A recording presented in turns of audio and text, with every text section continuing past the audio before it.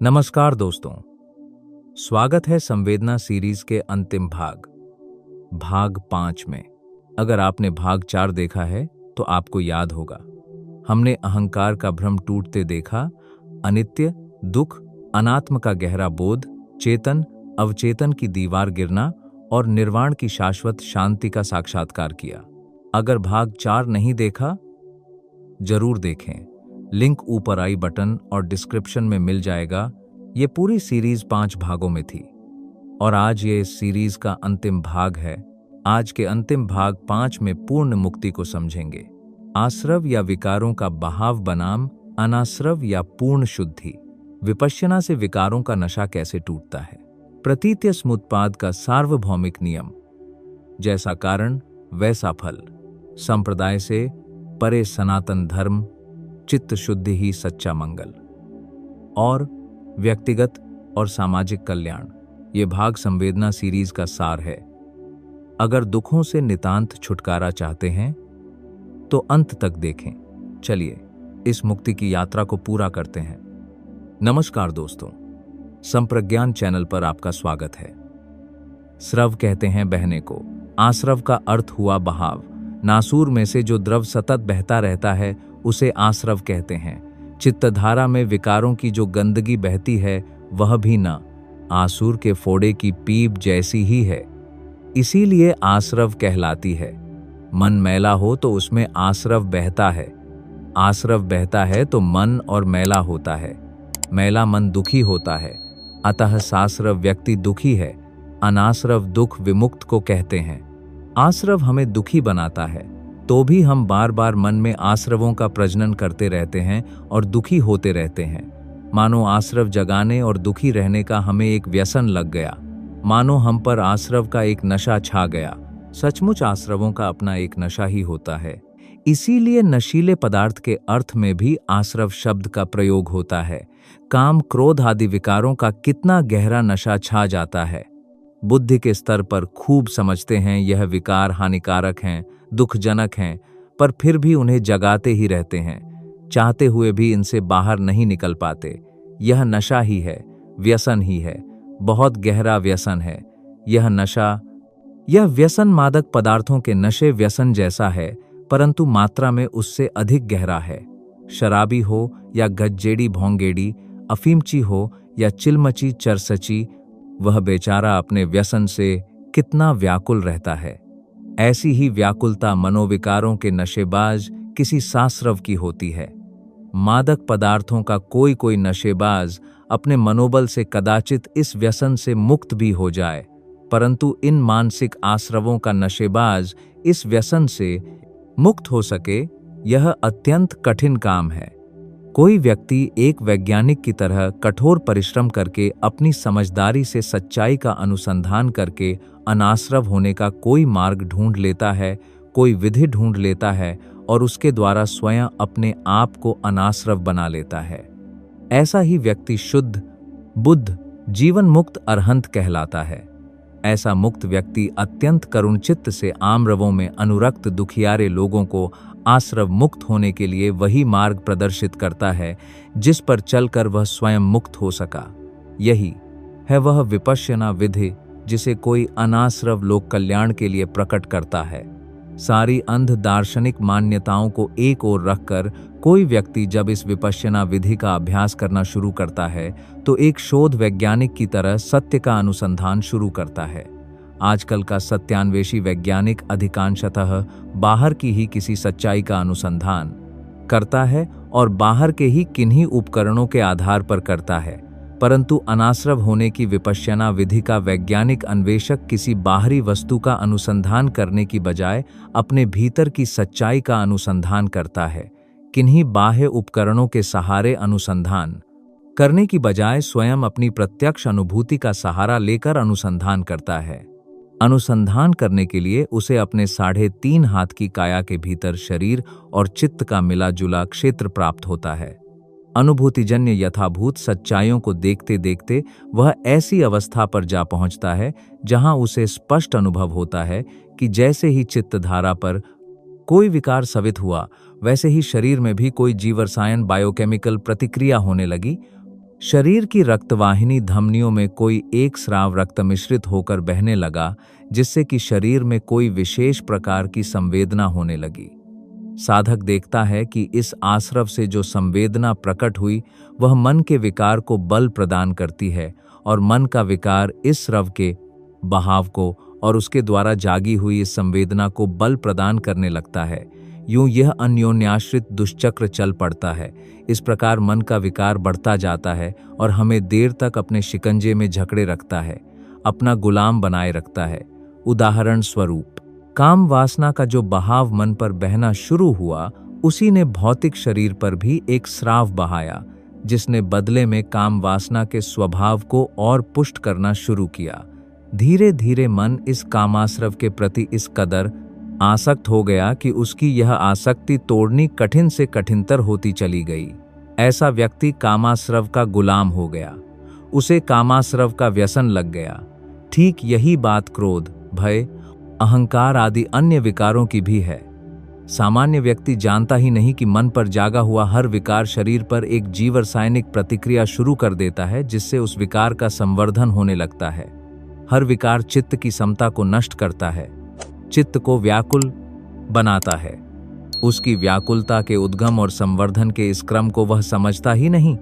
परंतु यदि कोई व्यक्ति इस प्रपंच प्रक्रिया को समझ भी ले और स्वीकार भी कर ले, तो भी इस गिरफ्त के बाहर कैसे निकले?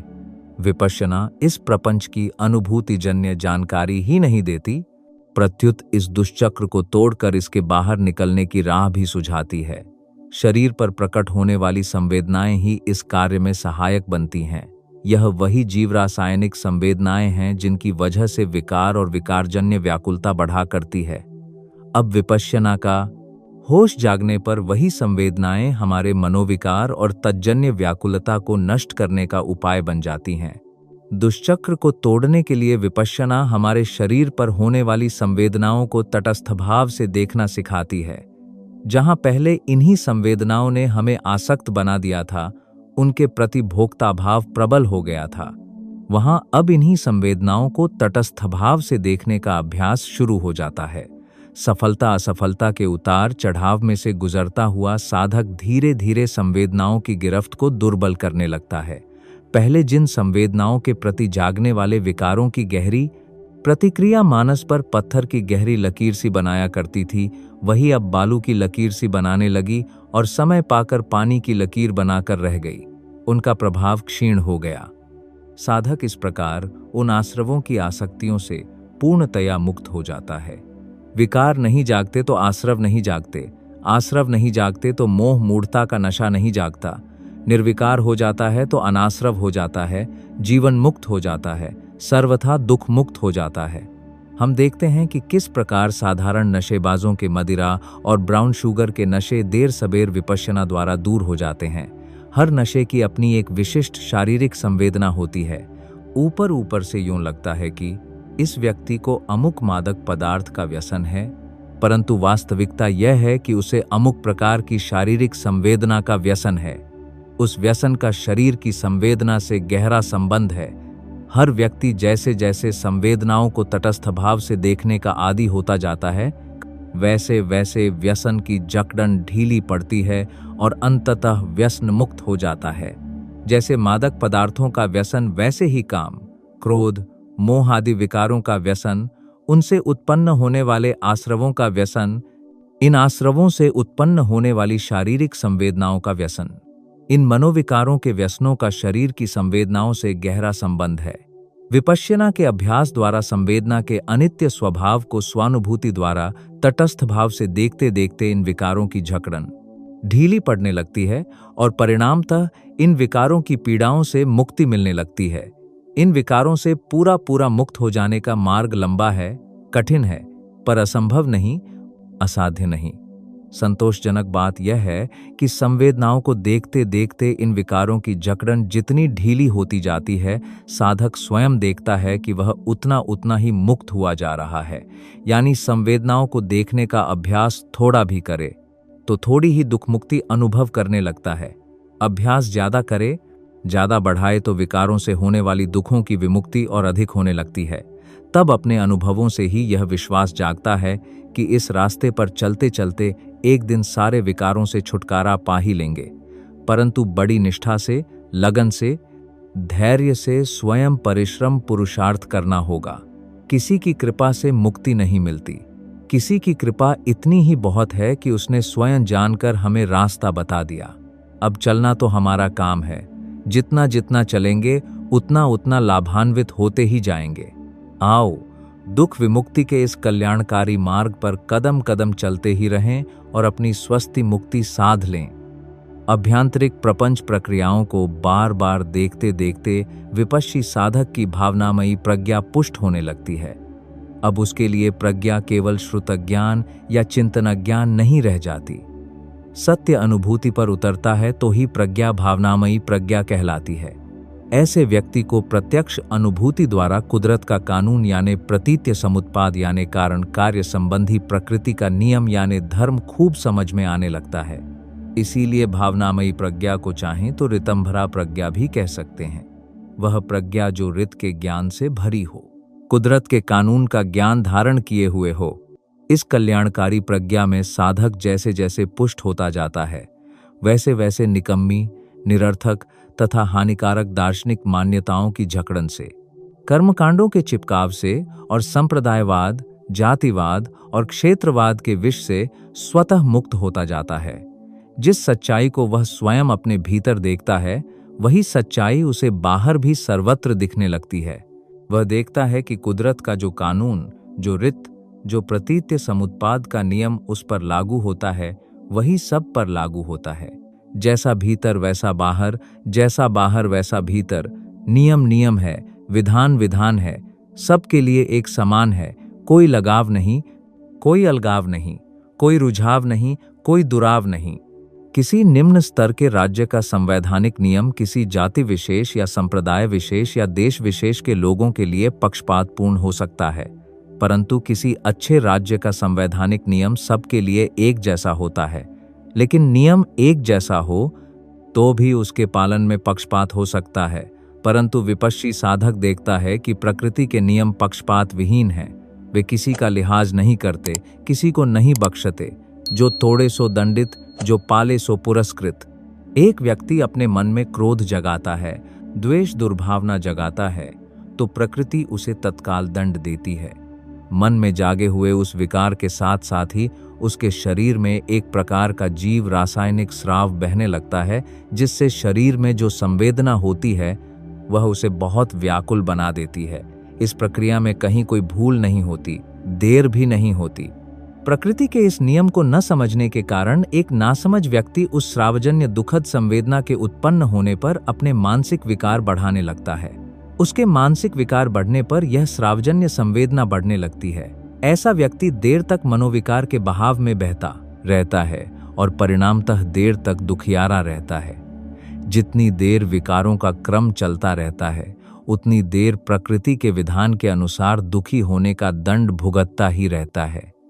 दंड देती हुई प्रकृति इस बात को नहीं देखती कि यह व्यक्ति किस जाति का है, किस संप्रदाय का है, किस वर्ण का है, किस देश प्रदेश का है, कैसे कर्मकांड करता है, कौन सी दार्शनिक मान्यताएं मानता है। कुदरत के बंधे बंधाए नियम हैं। क्रोध जगाया कि तत्काल दंड मिला, जिस किसी ने जगाया उसे ही दंड मिला। इसी प्रकार प्रकृति का एक और नियम है। जब चित्त में सद्भावना जागती है तो प्रकृति की ओर से तत्क्षण पुरस्कार मिलता है, बड़ी सुख शांति महसूस होती है। विपश्ची साधक प्रकृति के इन नियमों को बखूबी जान लेता है। कोई भी व्यक्ति जो अपने भीतर यथार्थ को देखने का काम करेगा, इसे बखूबी जान ही लेगा। विपश्यना माने देखना ही होता है। जो देखे वह इस बात को समझ ही जाएगा कि मन को द्वेष दुर्भावना से मैला करने वाला व्यक्ति दुखी हो ही जाता है, क्योंकि अस्वस्थ हो जाता है। स्नेह सद्भावना से मन को निर्मल करने वाला व्यक्ति सुखी हो ही जाता है, क्योंकि स्वस्थ हो जाता है। मानसिक स्वास्थ्य विज्ञान का यह सर्वसाधारण मूलभूत प्राकृतिक नियम है जो सब पर एक जैसा लागू होता है। यह ऐसा ही है जैसे शारीरिक स्वास्थ्य विज्ञान के सर्वसाधारण मूलभूत नियम। जैसे गंदे आहार विहार से कोई व्यक्ति रोगी हो जाता है और स्वच्छ आहार विहार से स्वस्थ रहता है। जैसे शरीर स्वास्थ्य के नियम किसी का पक्षपात नहीं करते, सब पर समान रूप से लागू होते हैं। हिंदू हो या बौद्ध, मुस्लिम हो या ईसाई, सिख हो या पारसी, ब्राह्मण हो या शूद्र, बंगाली हो या बिहारी, हिंदुस्तानी हो या पाकिस्तानी, अफगानी हो या ईरानी, चीनी हो या जापानी, साधारण स्वास्थ्य के नियम सब पर एक जैसे लागू होते हैं। कहीं कोई पक्षपात नहीं होता। मन मैला करते ही व्यक्ति अस्वस्थ हो जाएगा, व्याकुल हो जाएगा, और मन निर्मल करते ही स्वस्थ हो जाएगा, सुखी हो जाएगा।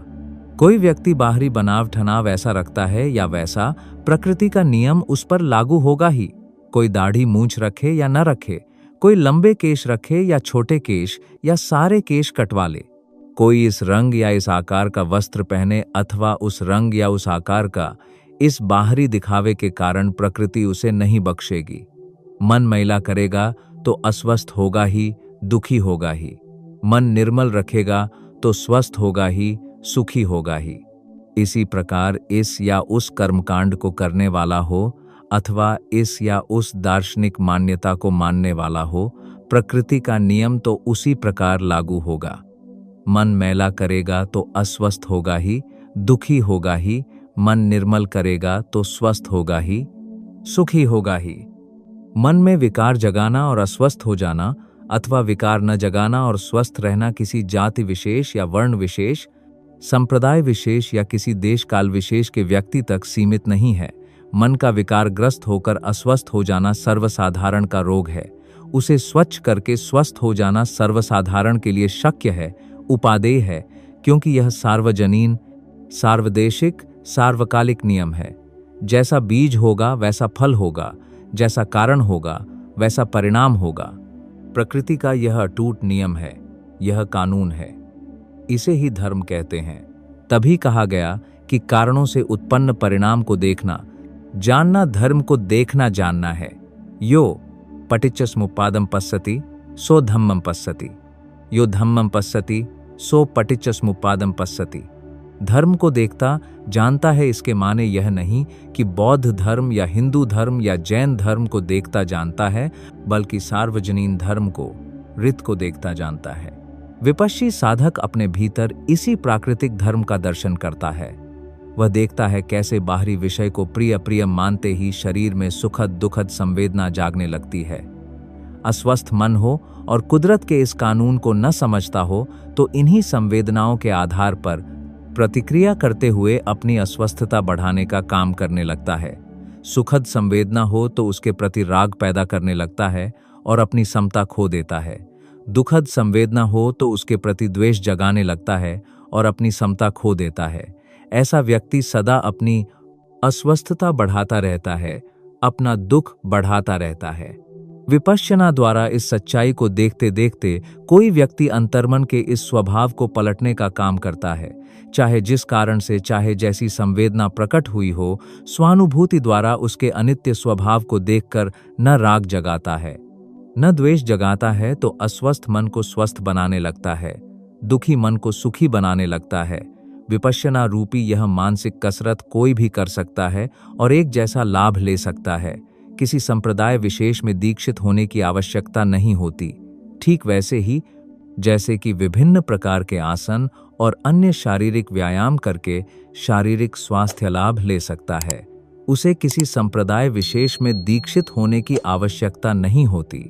ऊपर ऊपर से मन को सुधारने की अनेक प्रक्रियाएं हैं जो सार्वजनीन हो भी सकती हैं और नहीं भी हो सकती, परंतु मन की जड़ों से विकार निकालने वाली विपश्यना साधना सार्वजनीन ही होगी, क्योंकि यह प्राकृतिक संवेदनाओं का सहारा लेकर काम करती है।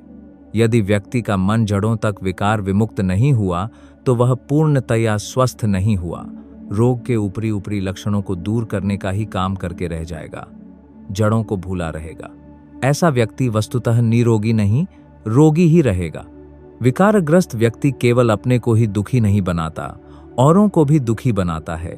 समय समय पर किसी न किसी विकार के उभर आने पर शरीर या वाणी से हत्या, चोरी, व्यभिचार, झूठ, निंदा, गाली गलौज आदि दुष्कर्मों द्वारा औरों को भी दुखी बनाता रहता है। विकार विमुक्त व्यक्ति का मन स्वस्थ रहने के कारण उसमें मैत्री, करुणा, सद्भावना आदि सद्गुण ही जागते हैं और वह न केवल अपने आप को सुखी, स्वस्थ रखता है, बल्कि अन्य लोगों के भी सुख का कारण बनता है। विकारग्रस्त अस्वस्थ चित्त व्यक्ति अपने लिए ही नहीं, समाज के लिए भी एक अभिशाप बन जाता है। विकारमुक्त स्वस्थ चित्त व्यक्ति अपने लिए ही नहीं, समाज के लिए भी एक वरदान बन जाता है। विपश्यना साधना व्यक्ति को स्वस्थ चित्त बनाकर स्वस्थ समाज के निर्माण में सहायक होती है। विपश्ची साधक सचमुच साधना में प्रगति करता है तो सारे सांप्रदायिक बंधन, दार्शनिक मान्यताओं के जंजाल, जाति पांति के भेदभाव निकम्मे निरर्थक लगने लगते हैं। हिंदू, बौद्ध, जैन आदि सांप्रदायिक नामों के विशेषणों से विमुक्त हुआ धर्म ही उसे महत्वपूर्ण लगने लगता है और वह चित्त शुद्धि को ही जीवन का एकमात्र लक्ष्य बना लेता है। सांप्रदायिक झगड़ों से दूर हो जाता है। वह खूब समझने लगता है कि मैल भरे मन का वैरभाव विकार जगाने से दूर नहीं होगा, मैत्री जगाने से ही दूर होगा। यह धर्म है, यह सनातन धर्म है। एस धम्मो सनातनो। विपश्यना यही सनातन धर्म है और इसी के धारण करने में हमारा सही मंगल, कल्याण है। दोस्तों, संवेदना सीरीज के इस अंतिम भाग में हमने देखा कि विकारों का आश्रव एक गहरा नशा है, लेकिन विपश्यना से तटस्थ भाव अपनाकर ये दुष्चक्र टूटता है।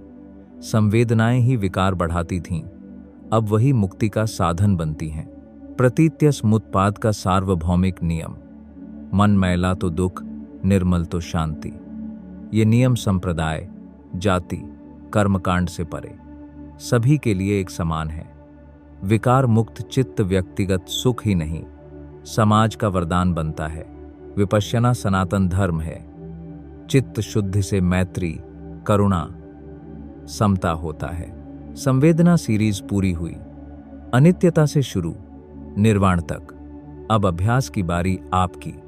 रोज संवेदनाओं को साक्षी भाव से देखें। विकार क्षय होंगे, मुक्ति मिलेगी। धन्यवाद कि आपने पूरी यात्रा की। आओ इस कल्याणकारी मार्ग पर चलें, अपना परम मंगल साध लें।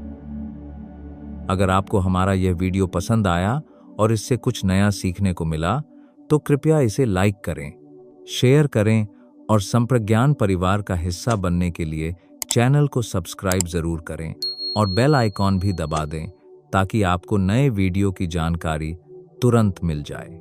मिलते हैं अगले वीडियो में। तब तक जागरूक रहें, शांत रहें। भवतु सब मंगलम। सबका मंगल हो।